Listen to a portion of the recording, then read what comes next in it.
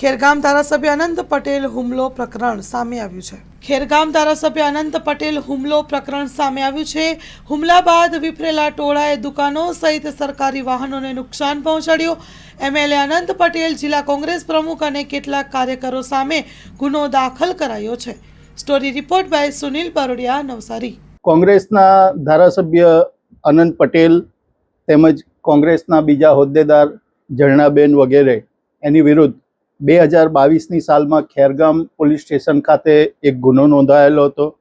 એક ગુનો હતો એ દુકાન વગેરે સળગાવવાનો, તોફાન કરવાનો. બીજો એક ગુનો નોંધાયો હતો એ ફાયર બ્રિગેડ એને આગ લગાડવાનો. અને ત્રીજો ગુનો પોલીસ ઉપર હુમલો કરવાનો વગેરે. આ 3 ગુનાઓ નોંધાયેલા હતા. એ 3 ગુના પૈકી 2 ગુનાની ઇન્સાફી કાર્યવાહી નવસારીના એડિશનલ સેશન જજ શ્રી ઠક્કર સાહેબની કોર્ટમાં શરૂ થઈ છે.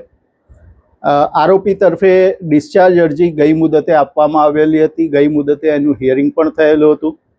આરોપીના વકીલશ્રીએ પોતાની વધુ રજૂઆત કરવાને માટે આજે સમય માંગ્યો. એની સામે સરકાર તરફે અમે વાંધો રજૂ કરી અને કહ્યું કે સાહેબ, જ્યારે એ લોકોએ ડિસ્ચાર્જ એપ્લિકેશન આપી છે, બધા ડોક્યુમેન્ટ એમણે વાંચ્યા છે, તો પછી સમય એ લોકોને શું જરૂર છે? આ ફક્ત ટાઈમ કિલ કરવાને માટે આવી અરજી આપી હોય એવું દેખાય છે. એ પ્રકારની રજૂઆત કરી. તદુપરાંત ફરિયાદ પક્ષ તરફે જે દસ્તાવેજી પુરાવાનું લિસ્ટ છે, તમામ દસ્તાવેજી પુરાવો જેવા કે ફરિયાદ, પંચનામું વગેરે, કે જેમાં આરોપી અનંત પટેલ અને બધાની સીધી સંડોવણી દેખાય છે, તેવા બધા પુરાવા, લેખિત પુરાવા નામદાર કોર્ટ સમક્ષ આજે રજૂ કરવામાં આવ્યા. હવે આ કેસમાં જે ડિસ્ચાર્જ અરજી આરોપી તરફે આપવામાં આવેલી હતી તેની આખરી સુનાવણી 30મી તારીખે છે. આ કેસમાં સાથે સાથે એક પુરવણી ચાર્જશીટ પણ દાખલ થયેલું હતું. એ પુરવણી ચાર્જશીટમાં પણ આરોપીના વકીલશ્રીએ કહ્યું કે ભાઈ, અમે ડિસ્ચાર્જ અરજી આપવાના છીએ.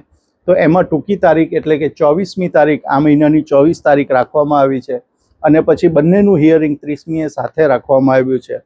પણ સરકાર તરફે આરોપી અનંત પટેલ, જે કોંગ્રેસના ધારાસભ્ય છે, તે અને કોંગ્રેસના બીજા હોદ્દેદારો કે જેઓનો ગુનામાં સીધી સંડોવણી જણાતો પ્રાથમિક પુરાવો જે દસ્તાવેજી પુરાવાના સ્વરૂપમાં છે, જેવા કે ફરિયાદ, પંચનામા વગેરે, એ તમામ પુરાવા આજે કોર્ટમાં લેખિત પુરાવા અમે રજૂ કર્યા છે.